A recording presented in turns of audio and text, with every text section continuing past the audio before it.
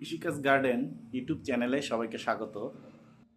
আজকে আমরা সম্পূর্ণ পুঁইশাক চাষ ও এর পরিচর্যা সম্পর্কে জানব।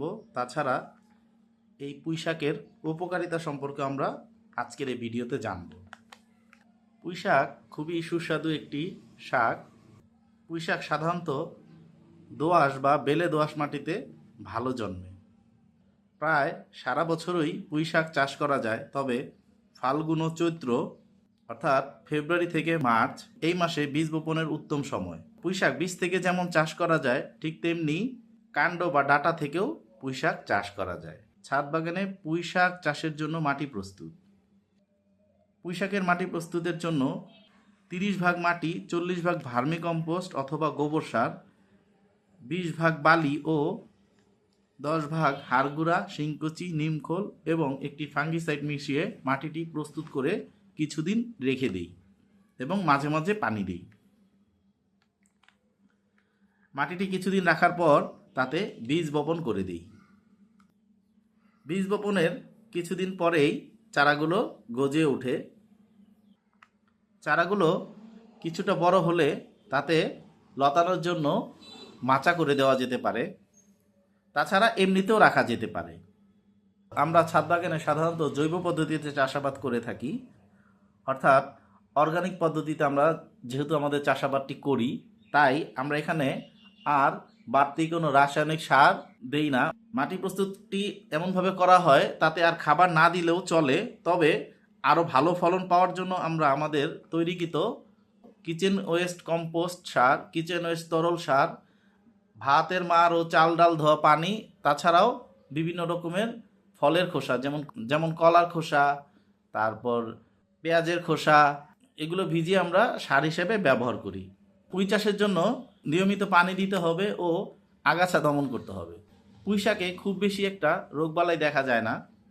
ছাদ বাগানে আমরা প্রায় সকল গাছকেই নিম তেল অথবা মেহগনি তেল দেই, তাই আমাদের গাছগুলো পোকামাকড়ের আক্রমণ থেকে দূরে থাকে। এভাবে খুব সহজ পদ্ধতিতে পুঁই শাক চাষ করা যায় এবং সারা বছরই এখান থেকে পুঁই শাক সংগ্রহ করা যায়। যেমন আমরা আমাদের এই পুঁই শাক বেশ কয়েকদিন সংগ্রহ করেছি।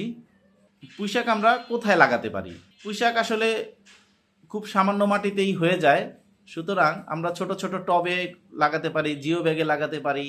তাছাড়া আমাদের যে 5 লিটারের তেলের যে ক্যান থাকে সেখানে লাগাতে পারি এবং চাইলে সিমেন্টের বস্তা বা চালের বস্তার মধ্যেও পর্যাপ্ত পরিমাণ মাটি দিয়ে পুঁইশাক চাষ করা যায়। যেমন আমার এই যে দেখতে পাচ্ছেন বস্তার মধ্যে আমি পুঁইশাক করছি এবং আমার জিও ব্যাগের মধ্যেও আছে। এবং গত বছর আমি 5 লিটারের তেলের বোতলও আমি পুঁইশাক চাষ করেছি, সেটা আপনারা আমাদের পুরনো ভিডিওতে দেখতে পাবেন। পুঁইশাকের উপকারিতা। একটি প্রবাদ আছে, মাছের মধ্যে রুই এবং শাকের মধ্যে পুঁই। পুঁইশাক অত্যন্ত পুষ্টিকর ও ভেষজ গুণসম্পন্ন একটি শাক, যা কোষ্ঠকাঠিন্য দূর করে, হজম শক্তি বাড়ায়, ভিটামিন এ ও ভিটামিন সি এর মাধ্যমে রোগ প্রতিরোধ ক্ষমতা বাড়াতে সাহায্য করে। এতে প্রচুর আঁশ, ক্যালসিয়াম ও আয়রন থাকায় শরীর গঠন, হাড় ও দাঁত মজবুত করে। রক্তে হিমোগ্লোবিন ঠিক রাখা এবং চোখ ও ত্বকের স্বাস্থ্য ভালো রাখতে কার্যকর ভূমিকা পালন করে। ওজন কমাতেও এটি সাহায্য করে।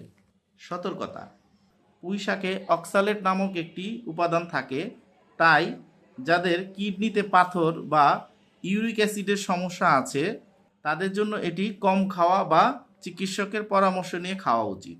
তো এই ছিল আমাদের পুঁইশাক সম্পর্কিত কিছু তথ্য। খুব সুস্বাদু শাক হিসেবে পুঁইশাক পরিচিত। পুঁইশাক বিভিন্নভাবে খাওয়া যায়, খুবই মুখরোচক একটি শাক। আসুন আমরা কিছু পুঁইশাক সংগ্রহ করি। এই গাছটা থেকে আজকে আমরা প্রায় সবটা পুঁইশাকই নিয়ে নিব। এই ব্যাগটার মধ্যে আমরা পুঁইশাক গাছ রাখবো না, একদম খাটো করে রাখবো, কারণ এখানে আমাদের একটি ধুন্দল গাছ আছে। এই ধুন্দল গাছটা যাতে ঠিকভাবে বাড়তে পারে, তাই এই পুঁইশাক গাছটিকে আমরা কেটে দিব। বলতে গেলে এখানে এটা এর রাখবই না,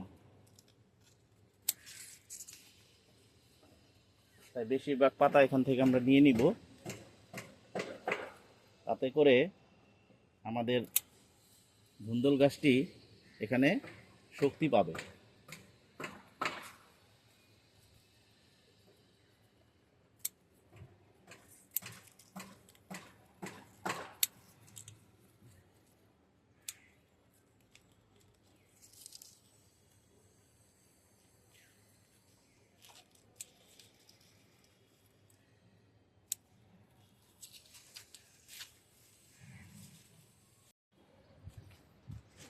নিচ থেকে কিছু পাতা নিয়ে নিব, এই পাতাগুলো না নিলে এমনিতেই নষ্ট হয়ে যাবে।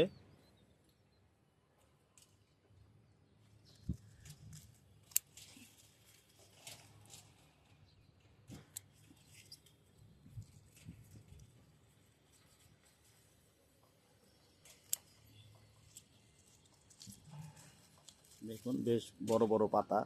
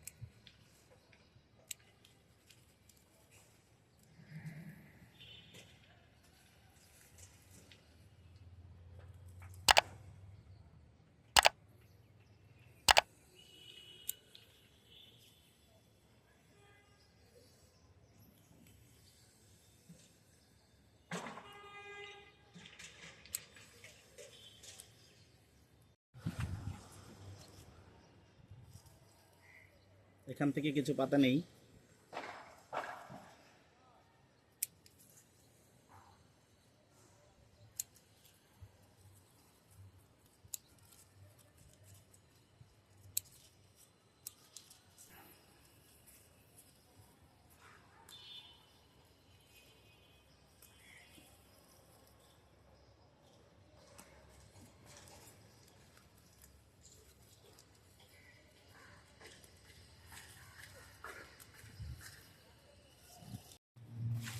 আসুন এখান থেকে কিছু পাতা সংগ্রহ করি।